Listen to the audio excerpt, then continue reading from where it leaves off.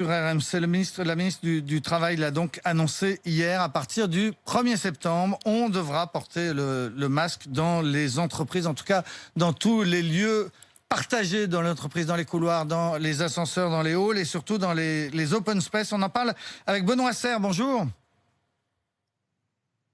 Vous êtes le vice-président de l'Association nationale des DRH. Vous n'étiez pas favorable à cette obligation. Dites-nous pourquoi.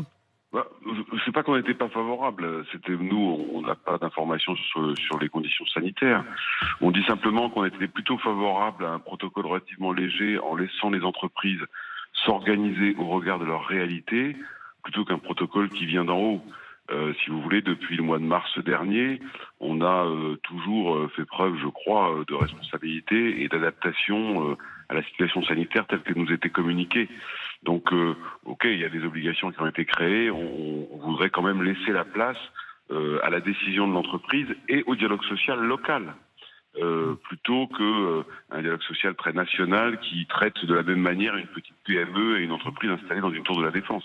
Alors, vous avez raison de le dire, c'est à l'issue d'une rencontre avec les syndicats que le gouvernement a annoncé cette décision hier. Les syndicats qui étaient dans l'ensemble favorables à l'obligation. Les syndicats de salariés, en tout cas. On a noté ça. Le sujet, c'est que les syndicats sont favorables à la protection sanitaire des collaborateurs, comme les employeurs d'ailleurs. Le sujet, c'est comment on le fait et comment on s'adapte à la réalité de chacun.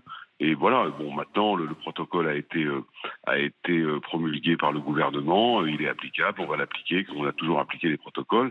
Puis vous savez, il évolue un peu au regard du masque par rapport à celui sur lequel nous étions, c'est-à-dire celui de juin 2020. C'est vrai que dans les open space, on avait déjà souvent imposé les masques, que dans les circulations dans les bureaux, c'était pareil. Donc il n'y a pas un changement radical. Mais en revanche, comme c'est un nouveau protocole, il va falloir que notamment des PME, TPE très fragilisées par la crise qu'on vit depuis plusieurs mois vont devoir encore et encore s'adapter. Alors la décision, le gouvernement l'explique pour une raison simple, c'est que cet été, la plupart des foyers de contamination se sont sur les lieux de travail en entreprise. 24% des foyers de contamination sont dans les entreprises. C'est pas tout à fait illogique. Alors je pense que le gouvernement parle d'entreprises, d'associations et d'organisations publiques, parce que le propre du virus, c'est qu'effectivement il circule plus fortement et il se contamine plus fortement dans les espaces clos que peuvent constituer les entreprises. Donc c'est pas extrêmement surprenant. Maintenant, ce qui est bien dans ce protocole, c'est qu'on n'a pas remis la règle des 4 mètres carrés qui rendait en fait l'accès aux locaux quasiment impossible pour 60% des salariés, parce qu'il va falloir qu'on trouve le bon équilibre entre, bien sûr, la protection sanitaire des collaborateurs et de l'autre, la nécessaire reprise économique. Alors Benoît Serre, vice-président de l'association des DRH, restez avec nous parce que qui dit obligation dit sanction. Vous allez nous dire ce que vous en pensez, mais c'est Thomas Schnell qui nous rappelle d'abord ce que risquent exactement les salariés qui ne porteraient pas de masque ou les employeurs qui ne feraient pas porter le masque à leurs salariés. Oui, alors l'employeur a un pouvoir disciplinaire, donc il peut sanctionner, il dispose de tout un tas de sanctions. Ça peut aller de l'avertissement au blâme, à la mise à pied, voire la mutation, la rétrogradation si le salarié refuse de porter le masque en entreprise. Dans les entreprises de plus de 50 salariés, d'ailleurs, il faut que ce soit inscrit dans le règlement intérieur. Ça peut même aller jusqu'à l'exclusion pure et simple. On peut se faire licencier si on refuse de porter le masque. Si on se le fait remarquer une première fois, une deuxième fois, une troisième fois, l'employeur peut décider de nous renvoyer tout simplement. Après, on peut porter ça au prud'homme. C'est le juge qui décidera si la sanction est proportionnée vis-à-vis de la faute commise. Alors Benoît Serre, est-ce que vous pensez que c'est dommage d'en arriver là, d'en arriver à ces sanctions ? Fort heureusement, on en arrive assez rarement là, en fait, quand vous regardez les choses, parce qu'on discute avec les gens et on trouve des solutions. Mais il est normal que le chef d'entreprise dispose de moyens de sanction, tout simplement parce qu'il ne faut pas perdre de vue qu'il a, comme depuis toujours, la responsabilité pénale de la santé et la sécurité de ses collaborateurs. Donc, dès lors qu'un collaborateur ne voudrait pas se soumettre aux règles qui sont destinées à protéger tout le monde, il est obligé de prendre des mesures pour protéger l'ancien et les autres collaborateurs, sinon ça pourrait lui être reproché.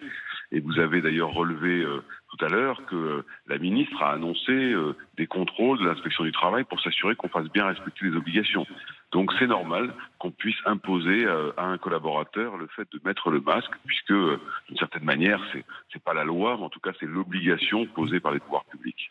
L'autre préconisation d'hier, c'est celle qui concerne le télétravail. Le gouvernement vous encourage, vous les entreprises, à faire appel le plus souvent possible au télétravail?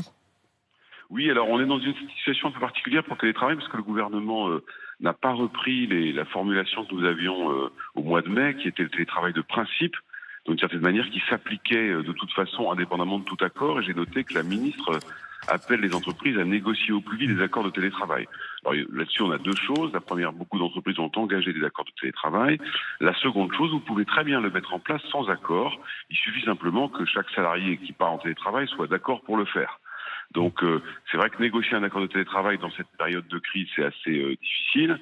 Beaucoup l'ont engagé.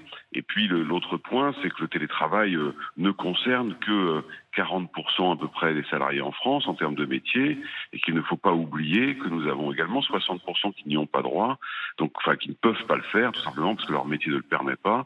Et donc le télétravail est certes une solution, mais c'est une solution peut-être très parcellaire par rapport à l'ensemble des salariés français. Et le deuxième point sur le télétravail, c'est que c'est un progrès, hein, et ça sera pérennisé. Nous avions fait une étude, la NDRH et le BCG sur le sujet, qui montrait que 85% des DRH souhaitaient le pérenniser, mais dans un cadre normal. Or là, le nouveau protocole, le risque de deuxième vague pour l'entreprise, d'une certaine manière, rend les conditions de mise en œuvre du télétravail un peu particulières. Il faudra y veiller. Et puis, il y a les inconnus sur l'école aussi, hein, qui viennent, là encore, changer la règle. D'une certaine manière, il faut regarder si les écoles ne rouvraient pas ou rouvraient partiellement. Si on se retrouve dans une situation assez proche en fait du mois de mai, est-ce que le gouvernement remettra les mesures dérogatoires de chômage partiel ou autre qu'il avait mis en place? Il faudra voir, parce que il faudra voir après la rentrée. Après la rentrée qui a lieu dans une dizaine de jours maintenant. Merci beaucoup Benoît Service, président de l'association des DRH, en direct sur RMC ce matin.